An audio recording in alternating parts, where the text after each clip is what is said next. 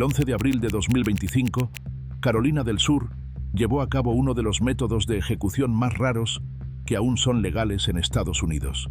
Miqal Din-Mahdi, de 42 años, enfrentó un pelotón de fusilamiento, convirtiéndose en el segundo recluso en la historia del Estado en morir de esta forma. Pero antes de hablar sobre su método de muerte, su última declaración y su última comida, hay que regresar al principio. Todo comenzó en Virginia, el 14 de julio de 2004, cuando Miqal, entonces de 21 años, robó una pistola de su vecino. Pero no se detuvo ahí. También robó una camioneta tipo station wagon y un juego de placas para encubrir sus pasos. Tenía un plan, y su primer destino fue Carolina del Norte. Al día siguiente, en Winston-Salem, entró a una tienda de conveniencia con una lata de cerveza. Detrás del mostrador estaba Christopher Jason Boggs, de 29 años, un empleado que solo hacía su trabajo. Le pidió a Miqal su identificación. Fue entonces cuando Miqal sacó la pistola robada. Sin decir una palabra, apuntó y le disparó a Christopher en la cara. El joven cayó al suelo, sangrando. Pero Miqal no había terminado. Se acercó, levantó de nuevo el arma y disparó una segunda vez, directo al cuerpo de Christopher, de cerca, sin titubear. Las cámaras de seguridad captaron lo que sucedió después. Tras disparar, Miqal intentó abrir la caja registradora, pero no supo cómo hacerlo. Forcejeó con ella unos segundos y luego se rindió. En cambio, robó el cuerpo sin vida de Christopher, tomó la cerveza con la que había entrado y salió caminando con calma. Luego subió a la camioneta robada y se dirigió hacia el sur, rumbo a Carolina del Sur. Pero eso solo fue el comienzo. El 17 de julio, apenas 2 días después de matar a Christopher, Miqal volvió a atacar, esta vez en el centro de Columbia. Le robó el auto a un hombre, cambió las placas y se detuvo en una gasolinera para cargar combustible. Allí intentó usar una tarjeta de crédito robada, pero no funcionó. Los empleados notaron algo extraño y llamaron a la policía. Pero antes de que los oficiales llegaran, Miqal abandonó el auto robado y escapó a pie. A menos de 1 milla de la gasolinera, se topó con una zona rural tranquila en el condado de Calhoun. Entró por la fuerza a un taller y se escondió adentro, cambiando de canal en la televisión como si no tuviera prisa. Revisó herramientas y examinó un arsenal de armas, sin tener idea de en qué propiedad se encontraba. Porque esa granja no pertenecía a cualquiera.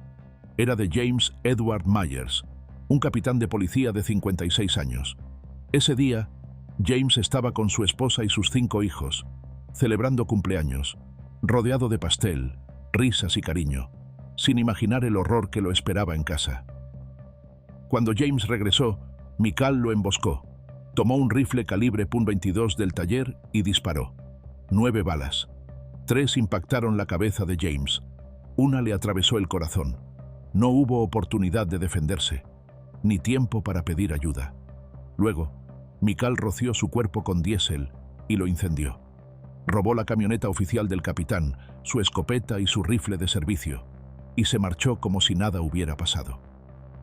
Horas después, la esposa de James, Amy, quien también era oficial de policía, salió a buscarlo. Lo que encontró fue lo peor que alguien puede ver: el cuerpo calcinado del hombre con el que se había casado, tendido en un charco de sangre, justo en el mismo cobertizo donde 1 año antes se habían tomado fotos de su boda. Para ese momento Miqal ya había huido y había cruzado la frontera estatal hacia Florida. Pero no llegó lejos. La policía lo localizó en Satellite Beach, Florida, después de que alguien denunciara a un conductor imprudente en una camioneta blanca. El sargento Jeff Pearson, de la policía de Satellite, dijo que Miqal no se rindió fácilmente. Saltó del vehículo con un rifle semiautomático. Luego, de forma inteligente, decidió tirarlo al suelo y salir corriendo. Tras casi 1 semana de violencia, la cacería terminó el 21 de julio de 2004. Miqal fue extraditado de regreso a Carolina del Sur y acusado de robo, hurto mayor y del asesinato de James Myers. Pero lo que siguió fue una batalla legal que se alargó por años.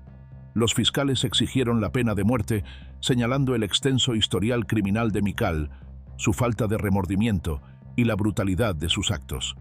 También revelaron algo escalofriante. 6 años antes, durante un enfrentamiento con la policía, Mikal había jurado que un día mataría a un agente. Ahora, afirmaban, había cumplido esa amenaza.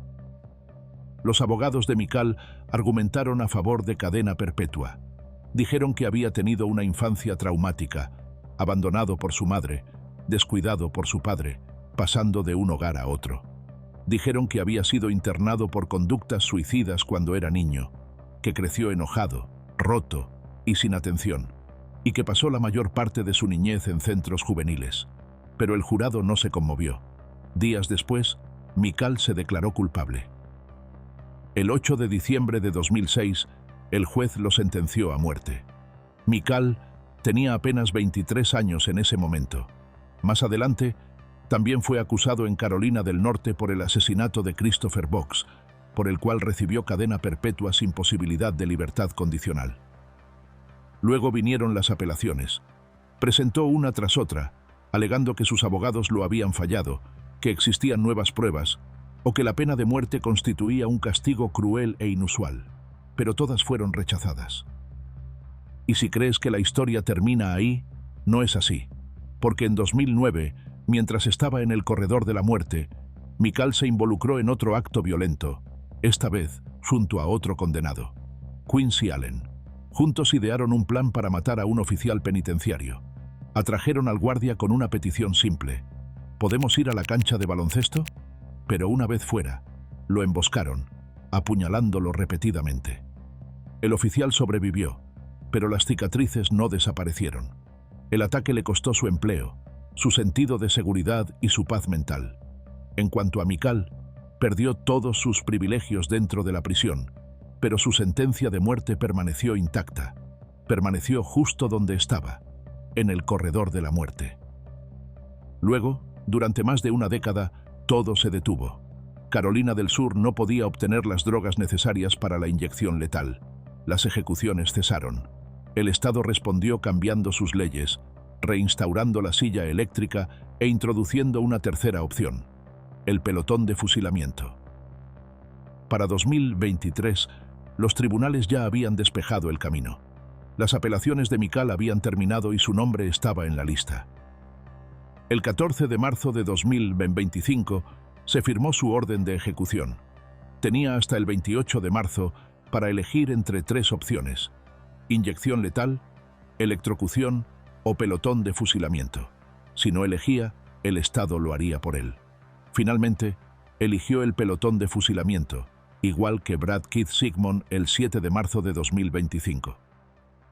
Según sus abogados, la idea de arder en la silla eléctrica o de asfixiarse lentamente en una camilla atormentaba a Mikal. Así que cuando llegó el momento, eligió lo que creía era la salida más rápida, el menor de 3 males, dijeron. El 11 de abril de 2025, Mikal eligió una última cena compuesta por filete ribeye término medio, risotto de champiñones, brócoli, hojas de nabo, cheesecake y té dulce. Después, Mikal fue colocado en una silla con un blanco fijado en el pecho y una capucha negra cubriendo su cabeza, a las 6:01 p.m. Durante una ejecución por pelotón de fusilamiento, el recluso es sujetado a una silla metálica en una sala que también contiene la silla eléctrica del Estado, que permanece instalada. Se le coloca una capucha en la cabeza y se marca un blanco sobre el corazón. 3 oficiales correccionales voluntarios se sitúan detrás de una pared, a 15 pies de distancia, con rifles cargados. La pared tiene una pequeña abertura, invisible para los testigos. Después de que el director de la prisión lee la orden de ejecución, los oficiales disparan. Un médico examina al recluso y, una vez confirmada la muerte, se corre la cortina y los testigos se retiran. Los testigos, incluyendo familiares, medios y abogados, pueden ver el perfil derecho del recluso a través de un cristal a prueba de balas. Mikal no dio una declaración final, no habló y nunca miró a los testigos, incluso a su propio abogado, que estaban sentados a solo unos pasos de distancia. El protocolo del Estado indicaba que 3 funcionarios dispararan simultáneamente, apuntando a un blanco en el pecho de Mahdi. Lo que siguió fue descrito por quienes estaban en la sala como impactante y profundamente perturbador. Maddie lanzó un grito agudo que rompió el silencio. Un testigo dijo que se sintió como un gemido profundo, como si su pecho se expandiera con fuerza y luego colapsara. Sus brazos se tensaron y volvió a gemir, 2 veces, unos 45 segundos después de los disparos. Los testigos informaron que continuó respirando durante otros 80 segundos, haciendo lo que parecía ser una última inhalación antes de quedar inmóvil. Un médico de la prisión se acercó y lo declaró muerto a las 6:05 p.m., menos de 4 minutos después de haber sido baleado. A los 42 años, Michael Dean Maddie estaba muerto. Para el momento de su muerte, Michael había pasado el 68% de su vida en prisión, ya sea en centros juveniles o en cárceles para adultos.